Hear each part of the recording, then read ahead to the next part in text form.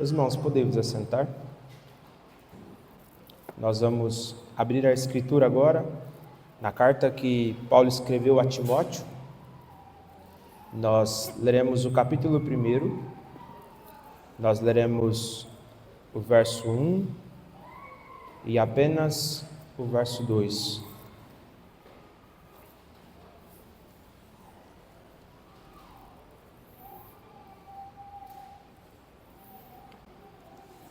Nós leremos a epístola que Paulo escreve a Timóteo, no capítulo 1, e nós leremos o verso 1 e o verso 2 apenas.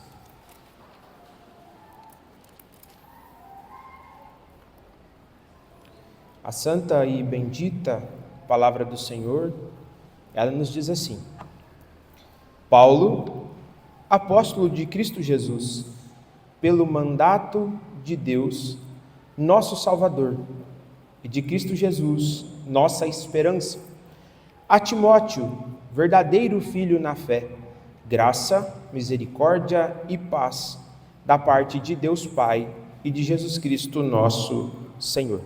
Nós vamos nesse momento curvar a nossa cabeça, até aqui a palavra do Senhor, e vamos orar. Senhor, a Tua palavra foi lida, nós já cantamos cânticos em louvor ao Senhor, expressamos a nossa gratidão por podermos estar reunidos como igreja, mas nesse momento, Senhor, nós queremos ouvi-lo. Pedimos que o Senhor nos fale por meio da Tua palavra, de forma que o Senhor nos conduza neste tempo e ao voltarmos para as nossas casas, nós voltemos a Deus convictos de que o Senhor nos falou, sabendo o que devemos fazer para que nós possamos cada vez mais viver de forma que agrade ao Senhor. Nós te agradecemos e rogamos que o Teu Santo Espírito atue sobre os nossos corações, nos convencendo de tudo aquilo que nós ouviremos nessa noite. Em nome de Jesus, amém. Queridos, o que é a igreja? Por que e para que a igreja ela foi estabelecida por Deus? Quem deve ser os seus oficiais? Quem deve pregar? Como deve ser o culto? Será que todas as igrejas que existem de fato são igrejas e são importantes? Qual é o padrão que deve ser seguido por aqueles que frequentam a igreja? E quanto ao pastor? O que é que o Senhor espera do pastor? Qual é o seu dever? O que ele deve usar para nortear as suas pregações? Ele deve combater os falsos ensinos na igreja do Senhor? Ou ele deve tolerar qualquer coisa que seja ensinado ali? Se você já se preocupou com algumas dessas perguntas, ou talvez com todas elas, é porque você verdadeiramente aprendeu a amar a Deus. Muitas igrejas hoje estão sendo conduzidas por aí, por preferências pessoais de líderes, por opiniões pessoais de homens que foram eleitos pela igreja para escolher. Mas apesar disso, meus irmãos, a igreja não pertence a homem nenhum. A igreja do Senhor pertence a Ele. Foi Ele que enviou Cristo Jesus para morrer pelos nossos pecados. E claramente Ele deixou estabelecido na palavra dEle como é que a igreja dEle deve se portar. A partir de hoje, queridos, iniciaremos uma série de sermões em toda essa carta, que tem como título Uma Igreja Segundo as Escrituras. Por meio da exposição de Timóteo, nós ouviremos um pastor experiente, que é o apóstolo Paulo, dando orientações a um jovem pastor, para que ele soubesse como ele deveria conhecer e conduzir a igreja do Senhor de forma que o agradasse. Nós veremos durante a exposição dessa carta que a palavra do Senhor ela é suficiente, não apenas para moldar a vida da liderança da igreja, mas também para nos dar orientações quanto ao culto que agrada a Deus, quanto à forma como deve ser a pregação de forma que honre ao Senhor, quanto aos relacionamentos que são estabelecidos entre nós, membros da igreja, e tudo aquilo que faz parte da vida da igreja do Senhor. Paulo, quando escreve essa carta, ela deixou bem claro para nós, irmãos, que não há espaço na igreja do Senhor para inovações, não há espaço para a criatividade. O que o Senhor espera de nós é que nós sejamos fiéis à palavra dele. E eu já te adianto, ouvir uma exposição de uma série como essa será muito desafiador, porque Paulo nos repreenderá em alguns comportamentos que precisarão ser corrigidos, talvez práticas que nós já estamos fazendo há muito tempo, e que nunca aprendemos que aquilo não deveria fazer ou ser feito. Talvez nós já temos alguns compromissos no nosso coração que precisarão ser corrigidos, mas nós perceberemos que à medida que nós fomos sendo igreja da forma de Deus, à medida que nós fomos sendo igreja segundo a verdade da palavra dele, a igreja vai por si só, chegando pessoas, como o Senhor diz em Atos, ele vai enviando à igreja aqueles que hão de ser salvos. Portanto, vamos juntos, mesmo que desafiador, nós temos a certeza que valerá a pena. Que carta é essa, meus irmãos? Quem escreveu? Para quem? Essa carta que Paulo escreve, juntamente com a segunda carta que ele escreve a Timóteo e a carta que ele escreve a Tito, a partir do século XVIII passou a ser conhecida como epístolas pastorais. Por que nós temos esse título e por que eles receberam esses nomes? Porque as epístolas pastorais elas foram designadas especificamente para pastores, para que os pastores aprendessem como orientar a sua igreja. É como que se Paulo fosse um mentor espiritual de Timóteo e de Tito, e agora começasse a lhe dar orientações para que eles soubessem como deveriam viver de forma que agradasse ao Senhor. Mas essa carta não é restrita apenas a eles. Se ela está no cânon, ela é escrita para também nós, a Igreja do Senhor, que está reunida aqui na segunda Igreja Presbiteriana de Porto Alegre. É interessante perceber, meus irmãos, que as igrejas e o que Paulo esperava era que quando Timóteo e Tito recebessem essas cartas, ele lesse essas cartas publicamente, para que a igreja pudesse aprender sobre como deveria se comportar diante daquelas orientações de Paulo. Até o século XVIII, meus irmãos, não havia muita crítica quanto à autoria paulina. Se você olha para capítulo 1, verso 1, Paulo se apresenta como Timóteo. Se você vai em 2 Timóteo capítulo 1, verso 1, Paulo se apresenta também como o autor. Se você vai em Tito capítulo 1, verso 1, também Paulo se apresenta como o autor dessas cartas. Então até o século XVIII não havia nenhum tipo de questionamento quanto a isso. E provavelmente há um consenso que Paulo escreve essa carta após ser solto da sua primeira prisão na cidade de Roma. E ali, após sair desse encarceramento, provavelmente ele ouve o que havia acontecido com a igreja de Éfeso. E nós já vamos ver o que havia acontecido. E agora, preocupado com essa situação, o que ele faz? Ele ordena a Timóteo que fosse até aquela cidade, para que fosse o pastor daquela igreja e retornasse à igreja de Éfeso para os trilhos da palavra do Senhor. Então é provável que Paulo aqui está lidando com uma igreja que havia sido grandemente afetada por falsos líderes que haviam adentrado a ela e que estavam fazendo uma grande confusão na cabeça dos seus membros. É por essa razão que Paulo escreve essa carta, mostrando como a igreja do Senhor deveria se portar. E o mais interessante de tudo isso, e é o que dá título a essa mensagem, é que Paulo tinha uma grande preocupação com Timóteo. Era que Timóteo entendesse que mesmo ele só seria bem-sucedido na sua jornada ministerial, na sua jornada pastoral, se ele fosse atento às orientações do Supremo Pastor.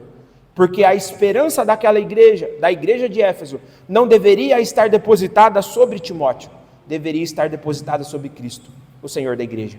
Por isso que o título do sermão desta noite é Cristo, a esperança para a nossa igreja.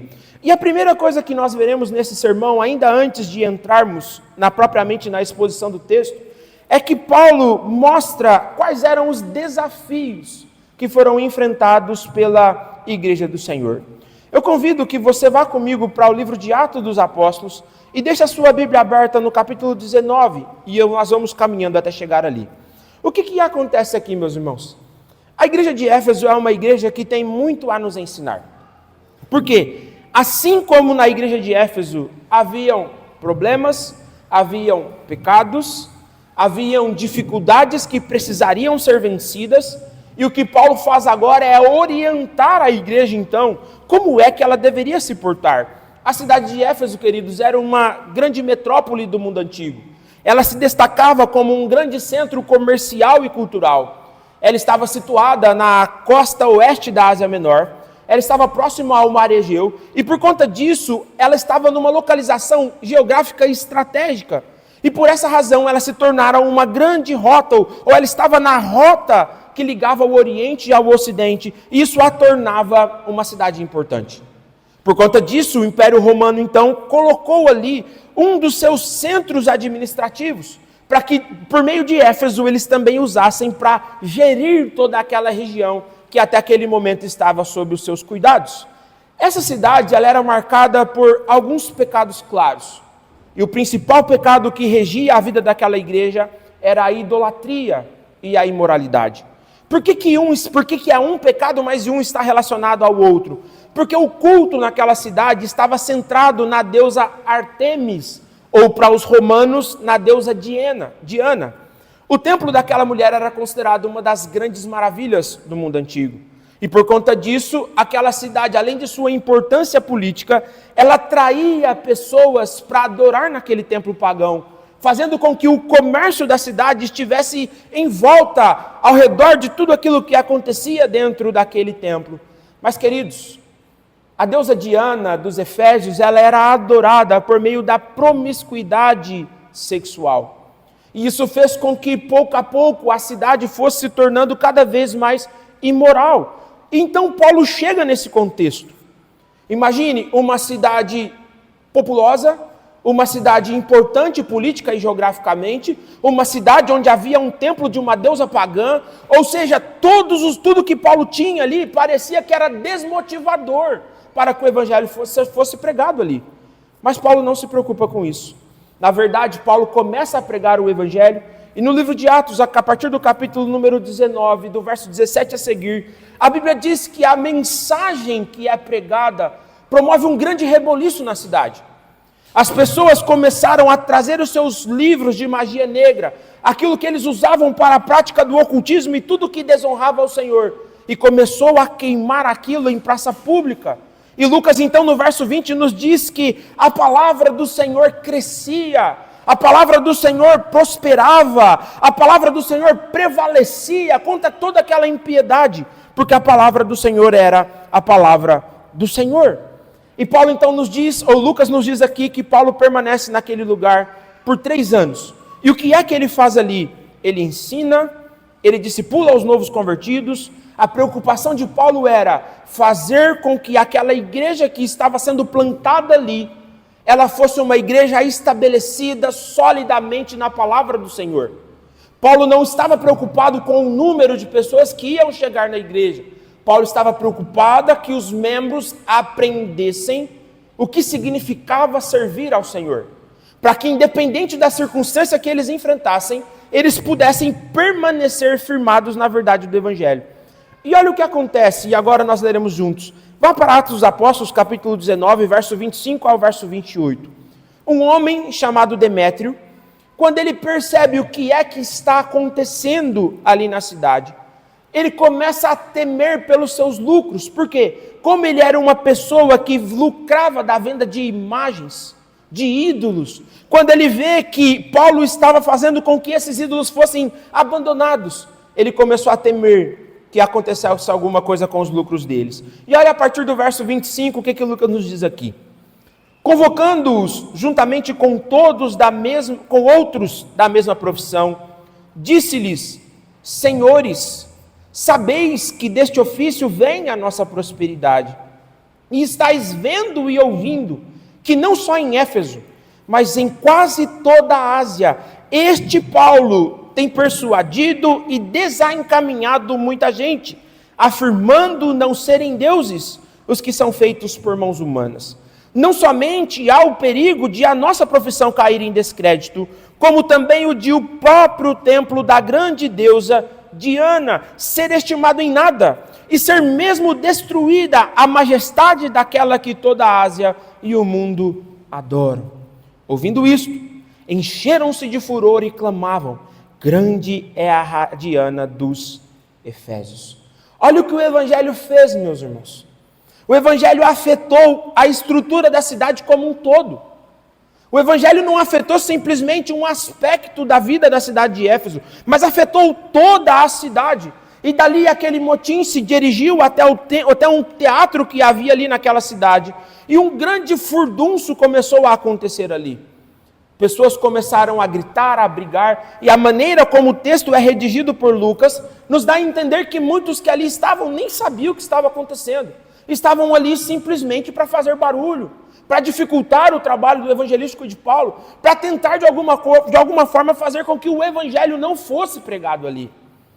Mas quando tudo isso passa, Paulo agora se dirige à cidade de Mileto, E ali na cidade de Mileto, ele chama os presbíteros que haviam sido eleitos na cidade de Éfeso.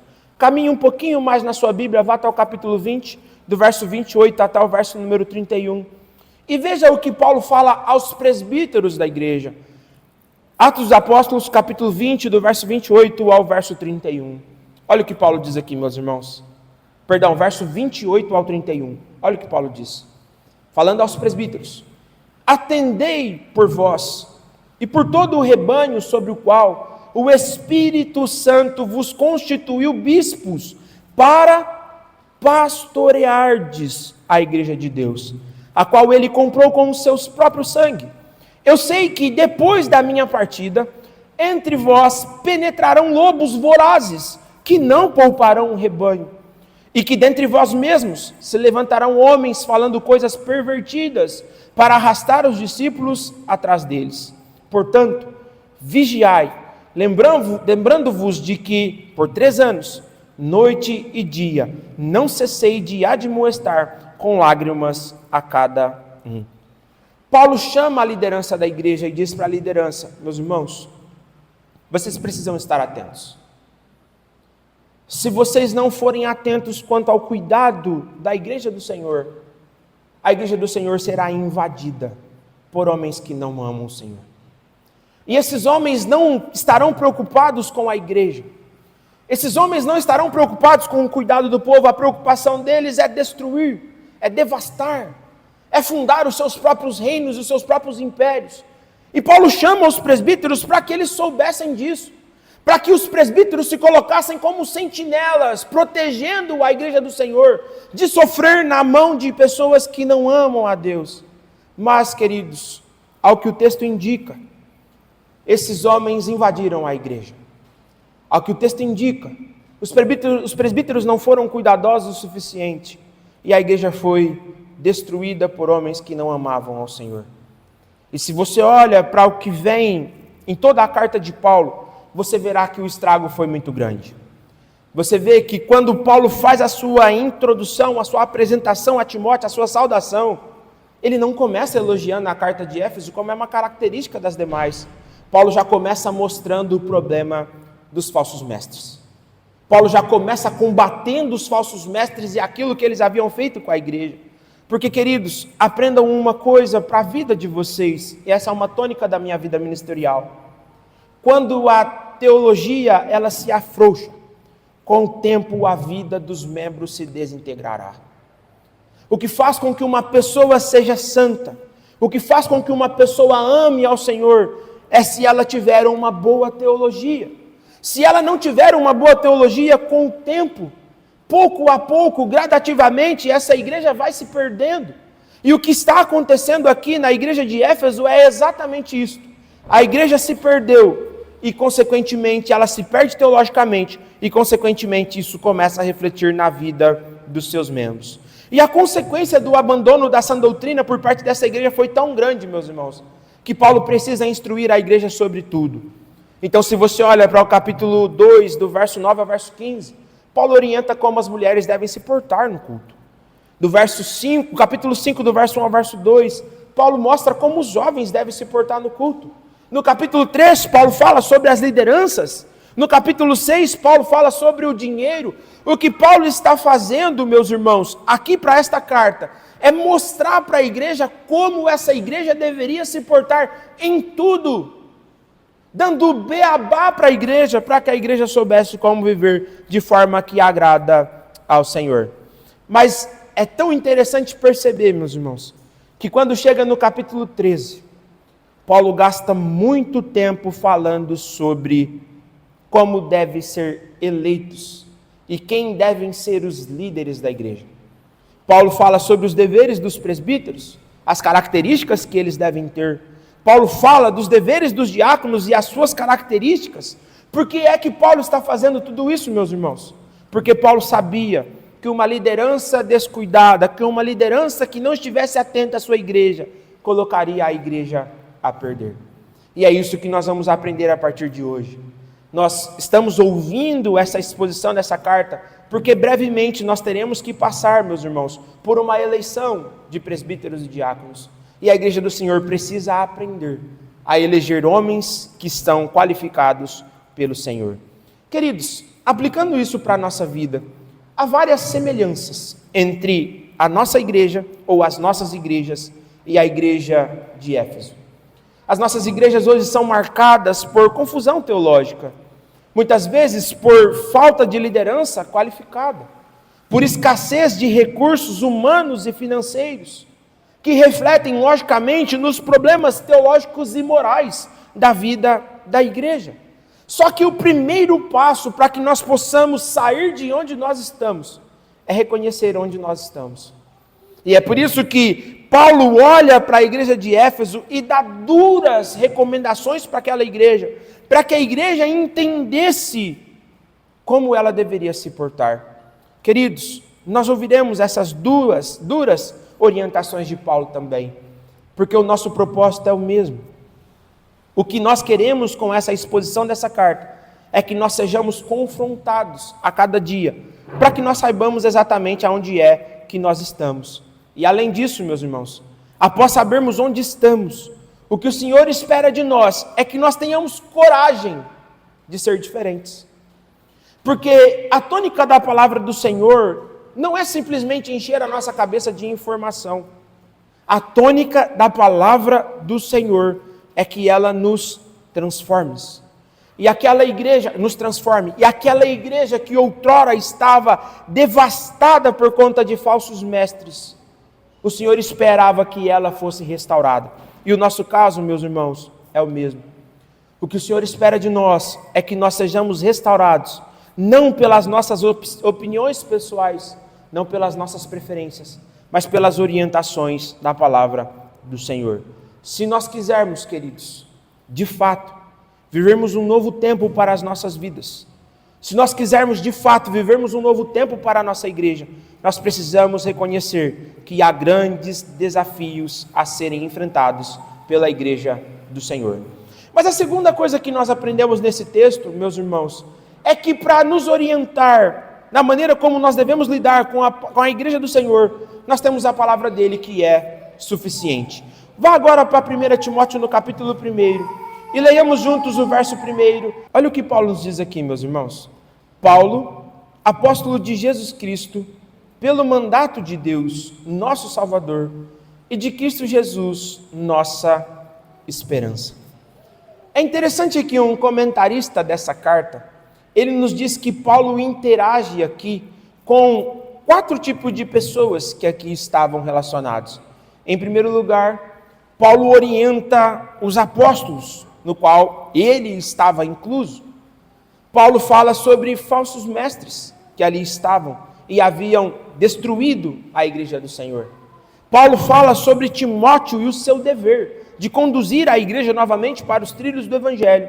E Paulo também fala sobre homens que deveriam ser levantados por Timóteo para que pudessem liderar a igreja do Senhor. Mas aqui nesse texto, veja como Paulo se apresenta. Paulo começa assim: Paulo, apóstolo de Cristo Jesus. Paulo se apresenta pelo seu nome romano.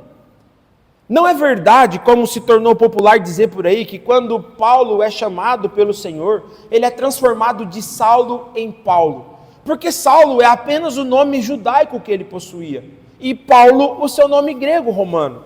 E como Paulo estava escrevendo para uma cultura greco-romana, Paulo agora escreve apresentando-se pelo seu nome romano. E Paulo imediatamente diz e enfatiza quem ele era.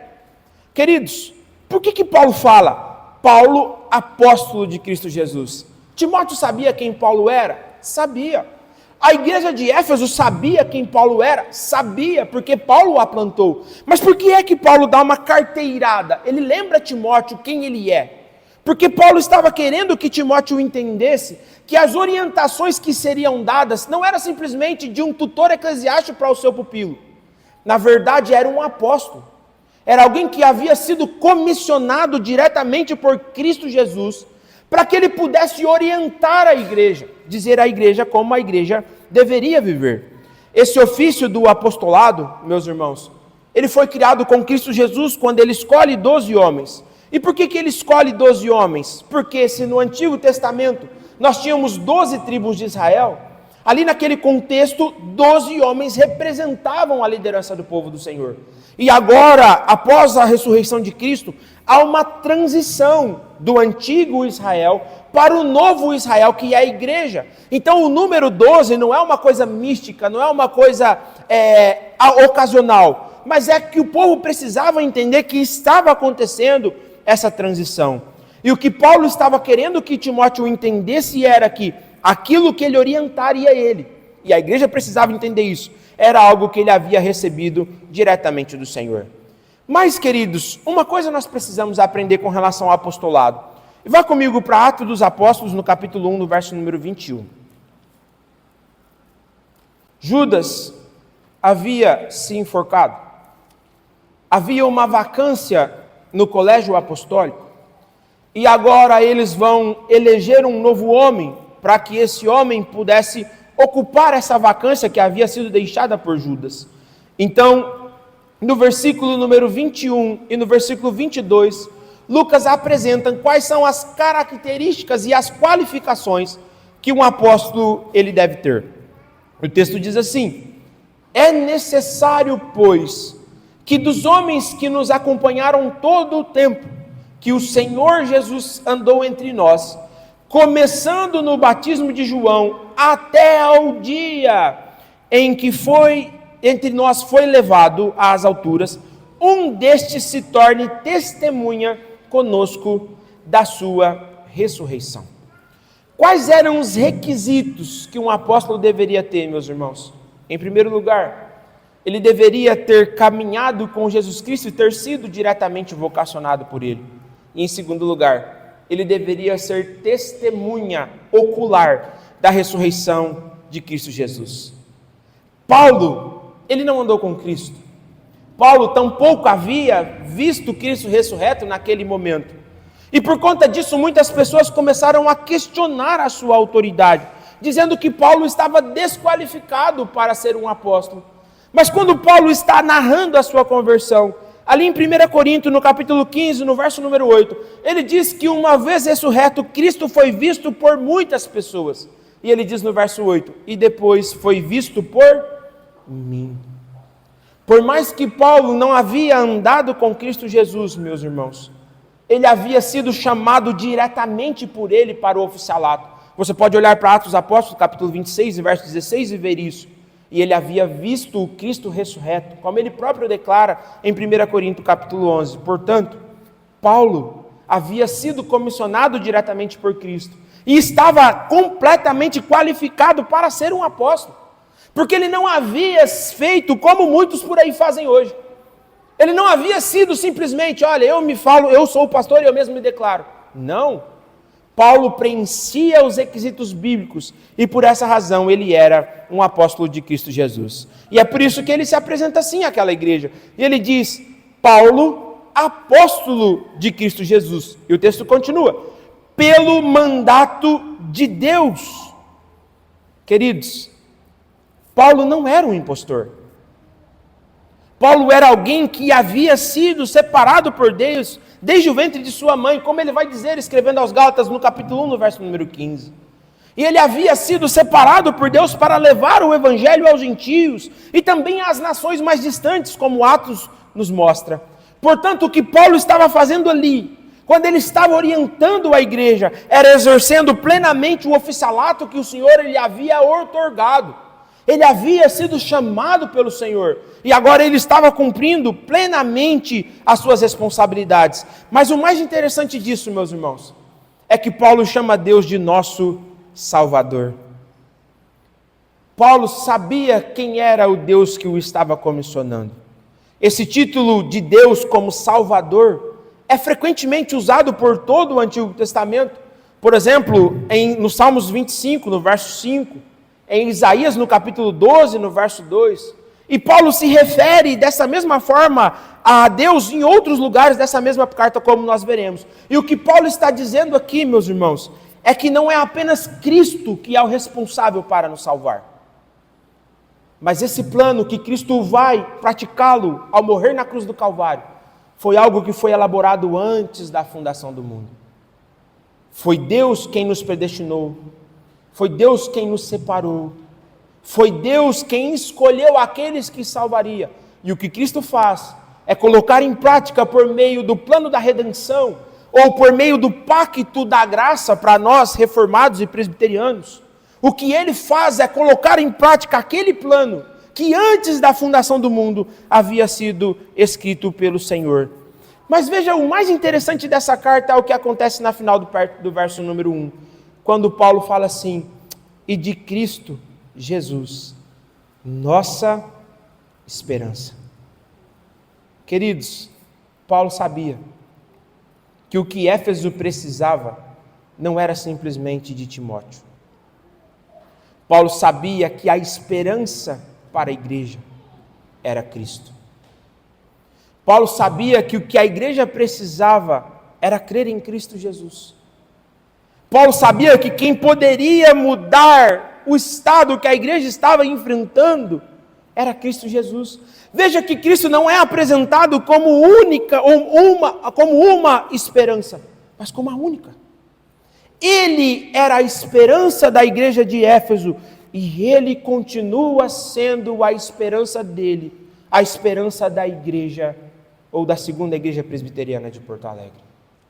Queridos, aplicando isso para os nossos dias, nós sabemos que ainda hoje existam algumas pessoas que se auto-intitulam apóstolos. Essas pessoas olham para si mesmo e dizem que foram chamados pelo Senhor e que têm um ofício igual ao ofício de Paulo e dos 12, mas o que nós percebemos quando nós olhamos para a vida desses homens é que eles são impostores. Só é possível existir apóstolo hoje se houver alguém que andou com Cristo durante o tempo do seu ministério, que foi diretamente vocacionado por Cristo Jesus e que é testemunha ocular da sua ressurreição. Em outras palavras, só existiria um verdadeiro apóstolo se existisse alguém entre nós que estivesse quase 2000 anos de vida. Nós não temos ninguém assim. Por isso que o reverendo Augustus, no seu livro Apóstolo, ele enfatiza que apóstolo bom é apóstolo morto. Porque o verdadeiro caráter apostólico que nós temos, meus irmãos, é o que está revelado na palavra de Deus.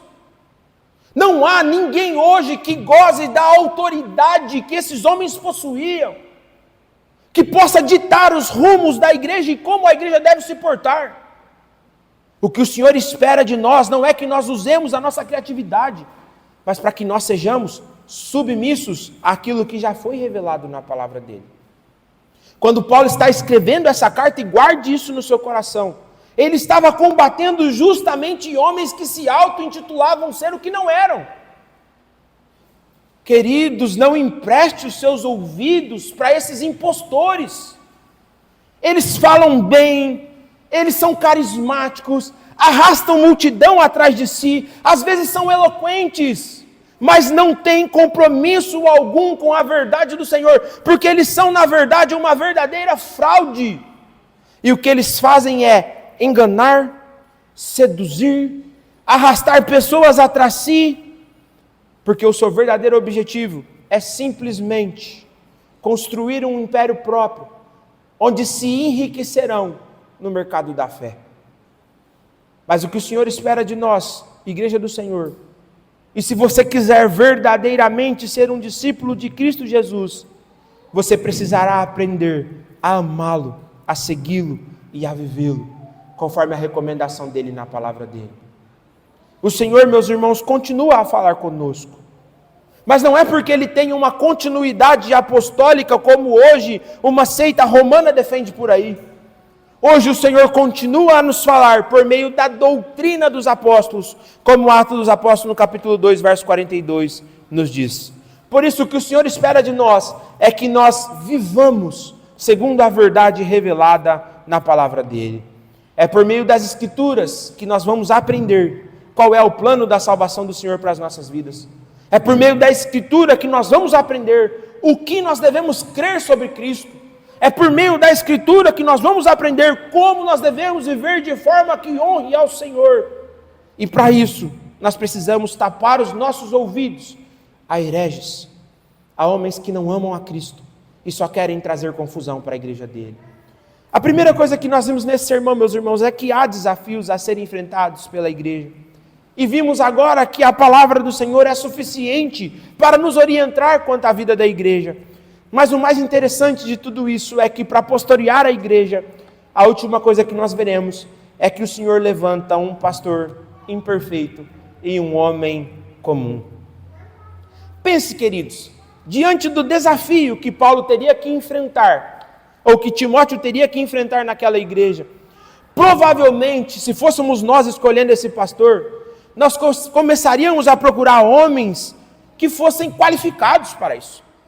Homens que fossem reconhecidamente chamados para isso. Homens talvez que tivessem um dom extraordinário, alguém que fosse quase um anjo descido do céu. Talvez a expectativa fosse essa. Mas o que Paulo faz aqui, meus irmãos, é mandar um homem extremamente comum. Você vai conhecer Timóteo e você perceberá o porquê que Timóteo não poderia ser a esperança da igreja. Porque se a igreja depositasse a sua esperança em Timóteo, essa igreja tropeçaria. Porque Timóteo era um homem extremamente comum.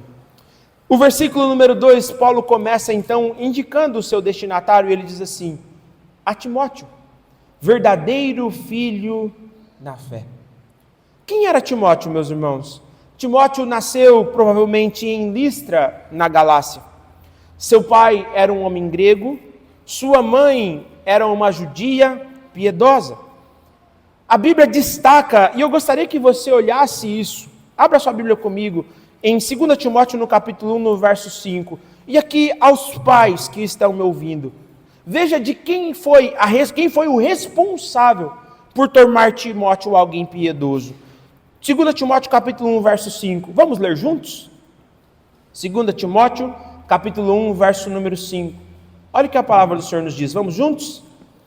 Pela recordação que guardo de tua fé, sem fingimento, a mesma que primeiramente habitou em tua avó Lóide e em tua mãe Eunice, e estou certo de que também habita em ti. Vamos agora para o capítulo número 3, verso número 15, por favor. Vamos juntos, mais uma vez? 2 Timóteo, capítulo 3, verso 15. Vamos juntos. E que desde a infância sabes as sagradas letras, que podem tornar-te sábio para a salvação em Cristo Jesus. Quem é que ensinou isso para eles? Olha o que o versículo 14 vai nos dizer: tu permanece naquilo que aprendestes e de que foste inteirado, sabendo de quem o aprendestes. Quem é que havia ensinado Timóteo sobre isso, meus irmãos? Não eram os pastores. Timóteo havia sido treinado para ser piedoso por sua mãe. Timóteo havia aprendido a amar a Deus com o seu pai. Com a sua mãe, na verdade, seu pai ainda não era crente. E nós precisamos aprender a importância que, como pais, nós temos na vida dos nossos filhos. E é importante destacar que Paulo não vai ser o responsável por instruir Timóteo para que ele aprenda a amar a Deus. O que Paulo vai fazer é pregar o evangelho a Timóteo. E isso acontece na ocasião da sua primeira viagem. Paulo está pregando o evangelho na região onde Timóteo estava, e ali, conhecendo a mãe de Timóteo, que era uma mulher piedosa, a avó de Timóteo, que era uma mulher piedosa, olhando para a vida daquele jovem que era piedoso, ao pregar o evangelho a ele, aquele menino se converte.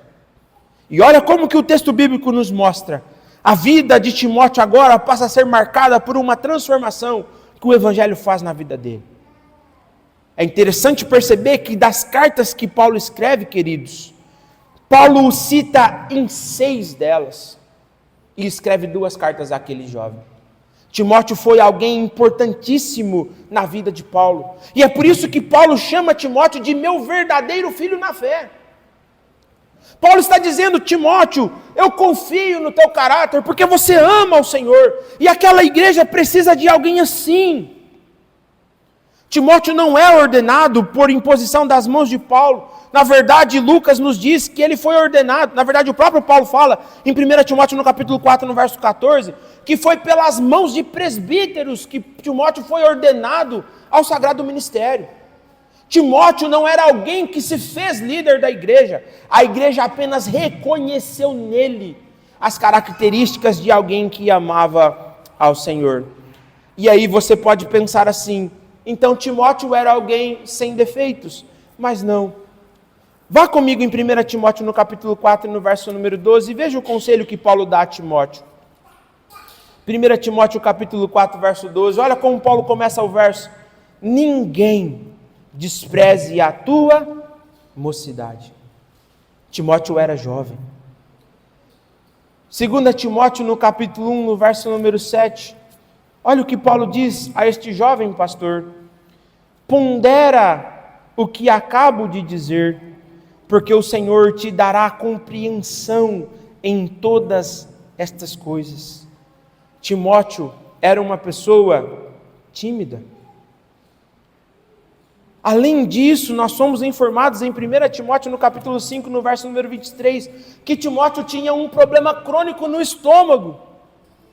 Jovem, tímido, com problema de saúde, mas é esse jovem imperfeito que Deus manda para o pastoreio da igreja de Éfeso, para que a igreja de Éfeso fosse confrontada nos seus pecados, para que a igreja de Éfeso pudesse aprender a amar ao Senhor, a viver de forma digna do nome do Senhor, para que ela pudesse voltar para os seus melhores dias. Queridos, Deus usa presbíteros e pastores imperfeitos, porque o que o Senhor espera não é que a igreja seja solidificada sob a vida de homem algum, mas é para que a igreja aprenda que a única esperança da igreja é Cristo Jesus. Continuando a sua introdução aqui, Paulo agora olha para Timóteo e lhe deseja 3 coisas. Em primeiro lugar, Paulo deseja a Timóteo graça. Graça, nós sabemos que é o ponto central da vida cristã. E é isso que une Paulo, Timóteo, a igreja e todos nós. Todos nós estávamos perdidos em nossos pecados. Todos nós estávamos entregues ao curso do nosso coração, até o dia em que, por graça, Cristo foi ao nosso encontro. E a partir dali tudo mudou. É por isso que agora Paulo usa a graça como uma saudação a esse jovem pastor, lembrando ele de quem é que estava transformando a vida dele. Mas agora Paulo acrescenta um segundo substantivo aí, que é o substantivo misericórdia. E misericórdia descreve o caráter compassivo de Deus, de não ter matado Timóteo e nenhum de nós por conta dos pecados que nós cometemos. É interessante que quando Calvino comenta esse texto, ele diz que aqui não há uma preocupação com a ordem lógica dos acontecimentos, porque na soteriologia a misericórdia ela antecede a graça. Primeiro Deus nos é misericordioso e depois Ele demonstra a sua graça ao nos salvar. Mas o que Paulo está mostrando para Timóteo aqui, meus irmãos, é que ele havia sido alvo da benevolência do Senhor, que ele havia sido alvo da compaixão de Deus, e é essa compaixão que ele deveria usar no trato com a igreja. Mas Paulo ainda recomenda que aquele jovem tivesse paz. Queridos, a paz que está sendo desejada aqui não é essa paz barata que é vendida por aí. A paz aqui é uma paz profunda. A paz aqui fala de uma reconciliação. A paz aqui fala de algo que Cristo fez por nós. Se você ler a carta que Paulo escreve à igreja de Corinto, você verá que Paulo fala que nós estávamos perdidos, afundados em nossos pecados, mas Cristo foi ao nosso encontro e nos resgatou. Não fomos nós que estávamos procurando Cristo como essa balela de livre-arbítrio que quer ensinar por aí. Foi Cristo que foi ao nosso encontro quando estávamos afundados no pecado e nos libertou inclusive de nós mesmos para que nós pudéssemos ter vida. E se hoje nós estamos aqui, queridos, não é porque há em nós algum mérito, é por causa de Cristo que nos alcançou. O que Paulo está dizendo para Timóteo é: Timóteo, os desafios são grandes aí, as dificuldades são maiores, mas não se esqueça que você tem um pai. Porque tudo isso, graça, paz, misericórdia, vem da parte de Deus Pai. Ou seja, há uma mudança de relacionamento naqueles que amam a Cristo, queridos. Deus, para nós que amamos a Cristo, não é um juiz vingativo que vai nos matar por conta dos nossos pecados. Porque a ira de Deus foi castigada em Cristo Jesus. Para aqueles que verdadeiramente se arrependeram dos seus pecados, para aqueles que verdadeiramente foram chamados por Cristo, para aqueles que abandonaram os seus pecados, nós podemos chamar Deus de Pai. Isso é um privilégio, queridos. No momento da angústia de Timóteo, Timóteo deveria se lembrar que ele não estava sozinho. Timóteo deveria se lembrar que havia alguém que era o maior interessado em ver aquela igreja caminhar bem. Em outras palavras, é como se Paulo dissesse para Timóteo assim: Timóteo, não desista em meio às dificuldades, você não está só. Mas Timóteo, Paulo termina essa conclusão, lembrando Timóteo de uma verdade, de que Cristo é Senhor. A palavra usada aqui no grego, irmãos, é Kyrios, que traz a ideia de alguém que é dono daquela propriedade. E por ele ser dono, ele possui autoridade para ordenar e para fazer com que as coisas aconteçam como ele quer. Então Paulo está lembrando Timóteo: Timóteo, é verdade que Deus é teu Pai, mas Cristo é o Senhor da igreja. O rebanho não te pertence. Você precisará viver e andar conforme Cristo determinou. Você não poderá usar a sua criatividade. As ovelhas não pertencem a você. E Timóteo deveria saber disso. Ele deveria exercer o seu ministério sob orientação das Escrituras, sob a orientação do apóstolo Paulo, porque a igreja não pertencia a eles. A igreja pertencia a Cristo Jesus. Queridos, trazendo isso para as nossas vidas, quando a gente olha para o desafio da nossa igreja, o desafio da cidade onde ela está inserida, o desafio do estado do Rio Grande do Sul, talvez se nós fôssemos fazer uma entrevista com vários pastores, nós procuraríamos pastores os mais experientes possíveis, de preferência que fossem mestres, de preferência que tivesse dons exemplares, de preferência que já tivesse tido grandes trabalhos em igrejas grandes. Mas às vezes, queridos, Deus não faz assim.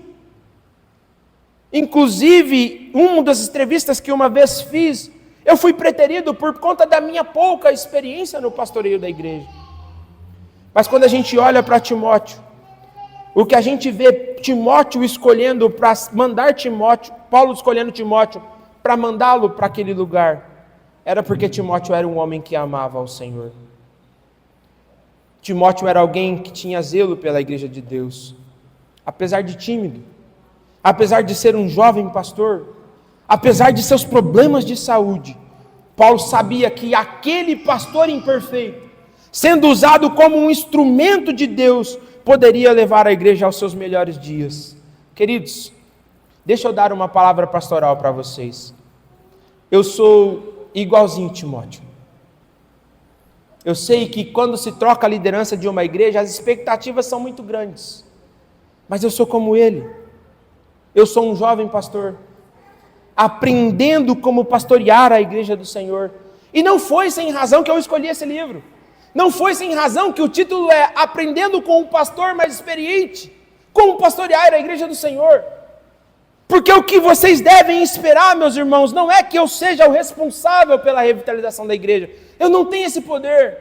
Eu não posso transformar corações. Eu não posso salvar pessoas.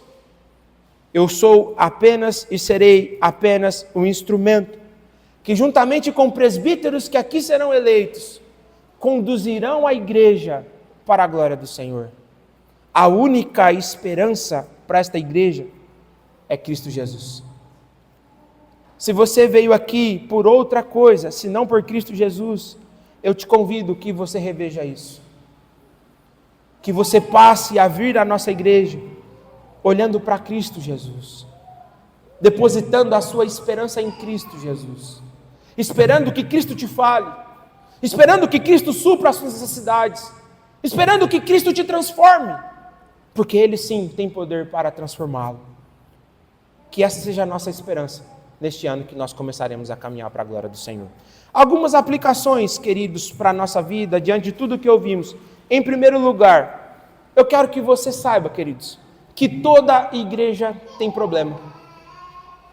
É interessante que, infelizmente, a igreja do nosso tempo tem sido encarada como se ela fosse uma prestadora de serviço.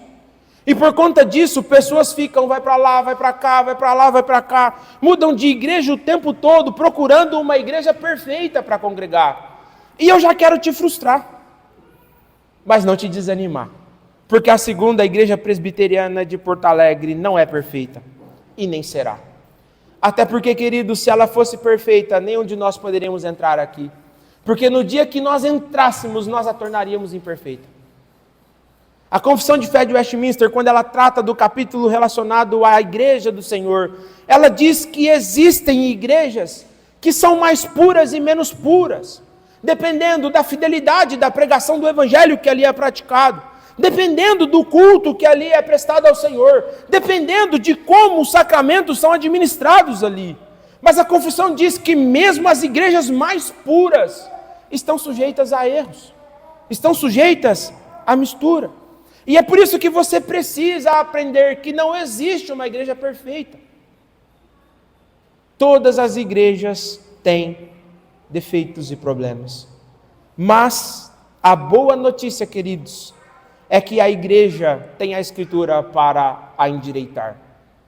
A igreja tem a Escritura para que a gente olhe para a palavra do Senhor e comece a se basear por ela. É interessante que quando as dificuldades estão na nossa igreja ou em qualquer outra igreja, qual é a tendência que a gente tem? Olhar para o vizinho, porque a grama do vizinho ela é sempre mais verde, e começar a copiar o que foi feito lá, para que aquilo que foi feito lá e deu certo seja feito aqui e comece a dar certo também. Só que o nome disso, querido, é pragmatismo. E o grande problema com o pragmatismo é que ele valida como certo aquilo que está funcionando. Então não importa o que é pregado, não importa o que é ensinado, o que é validado como certo para o pragmático? O que está funcionando. Mas a igreja do Senhor não foi chamada para ser pragmática. Ela foi chamada para ser santa. Ela não foi chamada para fazer o que dá certo. Ela foi chamada para viver segundo a palavra de Deus. E é por isso que Paulo dá recomendações claras para Timóteo sobre como é que ele deveria viver. Queridos, isso não mudou. Como igreja do Senhor, o Senhor continua a nos dar as mesmas orientações, para que como igreja do Senhor nós saibamos como nós devemos pautar a nossa vida.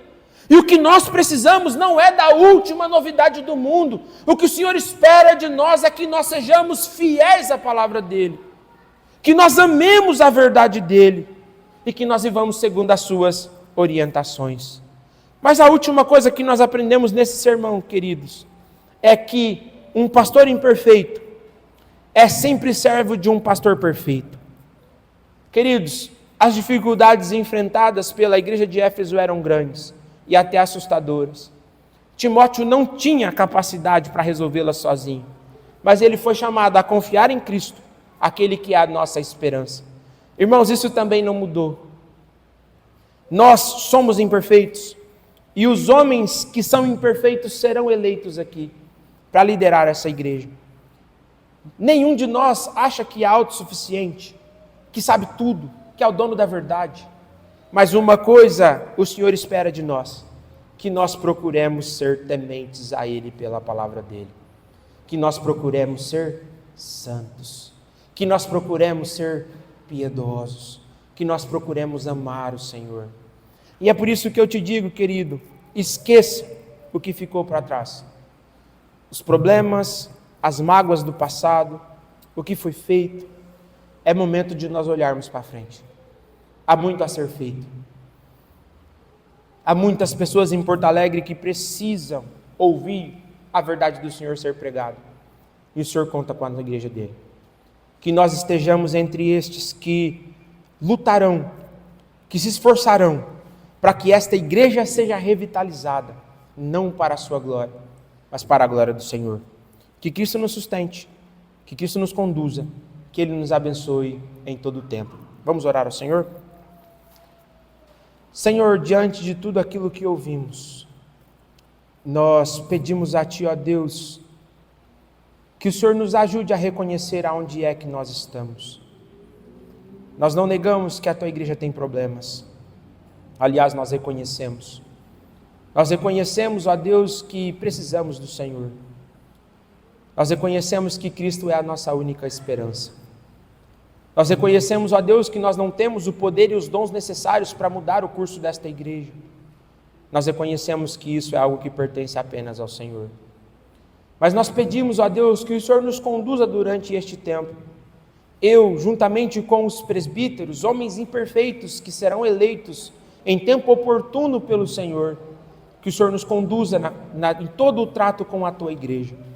Que o Senhor nos faça amar a Tua palavra, pastorear a Tua igreja de acordo com a verdade dela, para que a segunda igreja presbiteriana de Porto Alegre se torne viva, se torne operante, se torne uma igreja, ó Deus, que a verdade é pregada e vivida pelos membros dela.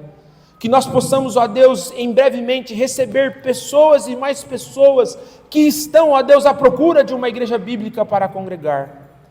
Que o Senhor nos abençoe, ó Deus, neste processo. E que o Senhor, ó Deus, nos conduza para que vivamos cada vez mais de acordo com a Tua palavra. Ajuda-nos a fazer a nossa parte, para que nós possamos servi-lo de maneira que Te agrade. Essa é a oração que em Cristo Jesus nós fazemos. Amém.